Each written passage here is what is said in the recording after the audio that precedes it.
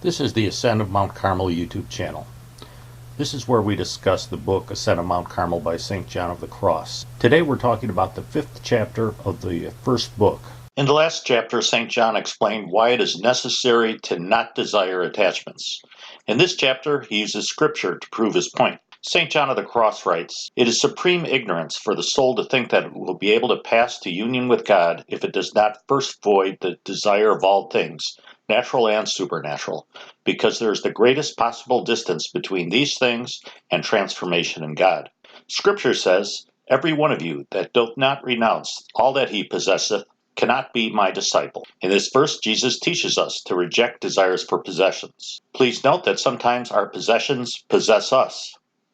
In Exodus, we read that God gave the Israelites manna, a miraculous and heavenly food. However, God didn't give the Israelites that food until first they ran out of the flour that they had brought with them from Egypt. This passage from Exodus shows us that for us to advance, we must first renounce the desire of all things, because heavenly food isn't appropriate for anyone who still finds delight in worldly food. But those souls who feast on earthly pleasures greatly offend God, because those souls are not content with God alone, but instead they desire to intermingle their love of God with their desire and affection for other things. For example, even when the Israelites were given food from heaven, they weren't content with it. They still desired and craved meat. The children of Israel also being joined with them and said, "Who shall give us flesh to eat?" And God was disappointed that they desired to replace noble food with food that was so base. "Thou didst feed thy people with the food of angels, and gavest them bread from heaven prepared without labor, having in it all that is delicious, and the sweetness of every taste." But then this happened. The wrath of God came down upon them, and he slew the fat ones amongst them, and he brought down the chosen men of Israel. And this happened because it was an unworthy thing that they desired a different food than what God had given them. St. John of the Cross writes, "Oh, if only spiritual persons knew how much good and what great abundance of spirit they lose by not seeking to raise up their desires above childish things, and how in simple spiritual food they would find the sweetness of all things. If only they desired not to taste those things, but such food gives them no pleasure."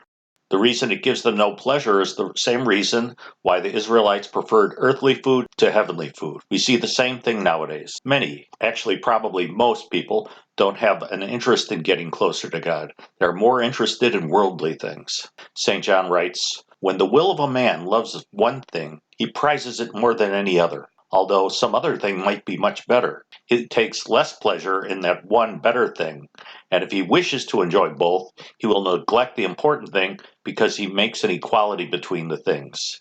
Therefore, since there is nothing that equals God, the soul that loves some other thing together with God or clings to it does God a grievous wrong." God is a jealous God. He doesn't want us to have any gods or attachments before him. This is shown through Scripture when God told Moses that he should ascend Mount Sinai alone, leaving the Israelites down below. Even the cattle wasn't allowed to graze near the mount. "Let no man go up with thee, and let not any man be seen throughout all the mount. Neither let the oxen or the sheep feed over against it." St. John tells us that this means that the soul that would ascend Mount Carmel must leave all creatures behind. In fact, creatures that are like the cattle of the Israelites aren't allowed to pasture near the mount. St. John writes, "The soul that is to ascend this mount of perfection, to commune with God, must not only renounce all things and leave them down below, but must not even allow the desires, which are the beasts, to pasture over against this mount." And he adds, "Until the desires are quelled, a soul cannot reach the end, no matter how much it practices the virtues, since it is unable to attain to perfection in them alone. For perfection consists in voiding and stripping and purifying the soul of every desire." In Genesis, Jacob wanted to ascend Mount Bethel, where he would build an altar to God. But before he ascended the mount, Jacob first commanded all his people to do three things. The first was to cast away all strange gods. St. John tells us that this represents casting away all the creatures and attachments that we must cast away.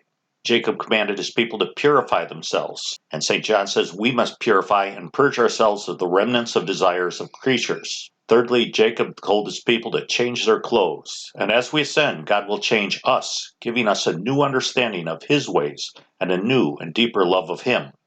We must make our souls fitting altars where God alone is adored with praise and love. We must empty ourselves out of the things of this world. This is suggested by God's command on how to construct his altar. Thou shalt not make it solid, but empty and hollow inside. As we have said earlier, we empty ourselves out so that God may fill that space. In the Old Testament, it was forbidden to burn strange fire upon the altar of God. And this was so important that the Lord punished Aaron's sons with death when they offered strange fire upon the altar. The sons of Aaron, taking their censers, put fire therein and incense on it before offering the Lord strange fire, which was not commanded them. And fire coming out from the Lord destroyed them, and they died before the Lord. St. John writes, God does not permit that any other thing should dwell together with him. This is demonstrated again in Scripture in the first book of Kings, that when the Philistines put the Ark of the Covenant into a temple that also housed the Philistines' idol, God cast the idol down upon the ground at the dawn of each day, and he broke that idol to pieces. Well, I hope you enjoyed this installment. We'll be back again in about a week with another one, but in the meantime, please check out the Ascent of Mount Carmel group, which is our Facebook group where we discuss the book Ascent of Mount Carmel. Please check out my Facebook page, which is also linked down below, and please pray for the church. My love is a mountainside, so firm it can calm the tide.